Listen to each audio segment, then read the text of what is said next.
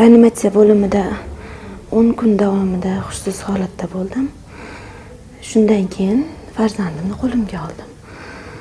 Endi u holatimni tasvirlab bera olmayman. Hushimga kelganimdan keyin aytishdi, hammasi bo'ldi, tugadi deganda ham shifokorlarimiz harakat qilishib, hayotga qaytarishibdi. Hammalariga rahmat. Kelajakda meni mana shu farzandim, qizim ham xuddi mana shu shifokorlarimizga o'xshab, menga o'xshagan ayollarni hayotini saqlab qoladigan shifokor bo'lishini xohlayman. Onaning samimiy minnatdorchiligi ortida og'ir sinovlar, xavotirli daqiqalar va hayot uchun kechgan kurash yashiringan. Har kuni ana shunday taqdirlar bilan yuzlashayotgan maskan Respublika ixtisoslashtirilgan ona va bola salomatligi ilmiy-amaliy tibbiyot markazi viloyat filiali. Bu yerda shifokorlar har kuni mas'uliyatli vazifalarni bajaradilar. Reanimatsiya bo'limida og'ir ahvoldagi onalar muntazam nazoratda. Zamonaviy tibbiy uskunalar orqali ona va bola salomatligi har daqiqa kuzatib borilyapti. Ana shunday bemorlardan biri Zarnigor Mamajonova edi. Bizi bo'limimizga Mamajon va Zarnigor 20-yanvar kuni rejali kesar kechish amaliyoti uchun kelgan. Rejali kesar kechish amaliyotini bizda o'tkazishdan asosiy maqsadi birinchi operatsiyasidan keyingi davr asoratli kechib, bir necha kun davomida isitmalash sodir bo'lgan. Shuning uchun bu safar markazimizda tug'ishni istab shu yerga kelishgan. Biz o'sha kuni to'liq ertasi kungadir to'liq laborator instrumental hamma tekshiruvlardan o'tkazdirganmiz. EKG muolajasi o'tkazilgan, terapevt ko'ruv o'tkazilgan, rejali kesar kechish amaliyotini bajarishdan oldin anesteziolog-reanimatolog ko'ruv o'tkazilgan. Operatsiyaga rejali tayyorlab olib kirib, operatsiyani boshlaganmiz to'liq tekshiruvlardan keyin. Bola sog'-salomat dunyoga keldi, ammo kutilmaganda onaning yurak urishi va nafas olishi to'xtadi.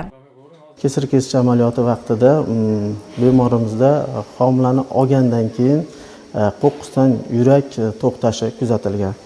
Shu faoliyatda ishlatilgan barcha xodimlar siniy kod bizda standartimizda shunaqa komanda bor. Shu komanda bilan reanimatsiyadan tezkor ravishda tushganmiz. Kasalni operatsiya xonasida ko'rganimizda operatsiya paytida o'pka yurak tromboemboliyasi, tosh tomla tromboemboliyasi diagnozi qo'yilgan. Operatsiyani o'sha momentda to'xtatilib, o'pka yurak reanimatsiyasini o'tkazish qaror qilingan. Hamda tomir ichiga yuradigan preparatlarimiz atropin, adrenalin hamda sun'iy nafas apparatiga zudlik bilan bemor olingan hamda yurakning tashqi massaji boshlangan.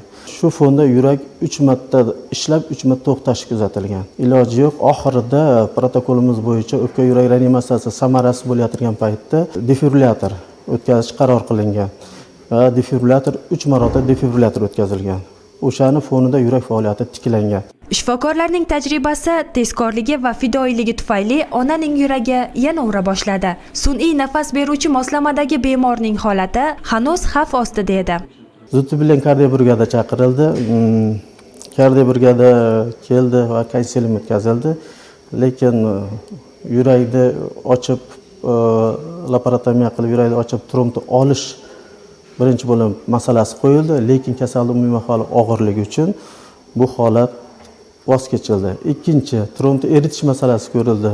Dori preparati bilan trombni eritish masalasi qo'yildi, lekin xuddi o'sha paytda amaliyot endi tugaganligi, bachadondan qon ketish ehtimoli yuqoriligi sababli trombolizis muolajasini yana vaqtincha to'xtatib turish qaror qilindi.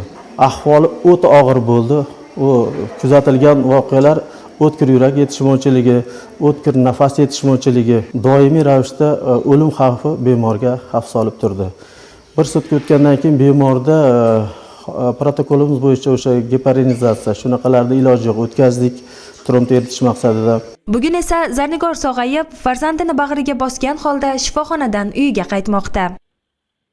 Shu yerdagi shifokorlarimiz hammalariga rahmat. Hammalari juda ham malakali, mehribon insonlar. O'rta tibbiyot xodimlari ham, hamshiralar ham juda ham yaxshi parvarish qilib qarashdi. Hammasi xuddi opa-singildek bo'lib ketishdi.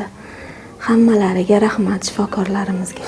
Reanimatsiya bo'limida ham hushimga kelganimda hattoki oddiy suv icha olmaydigan ham holatda edim. Hamshiralarimiz, kichik tibbiyot xodimlari yordam berishdi. Hamma narsada har taraflama yordam berishdi. Mana hozir farzandimni qo'limga olib o'zim qaraydigan holatga kelib, uyimga, yaqinlarim bag'riga ketyapman. Rahmat hammalariga. Bu nafaqat bir oilaning, balki shifokorlarning ham quvonchi, eng katta muvaffaqiyati.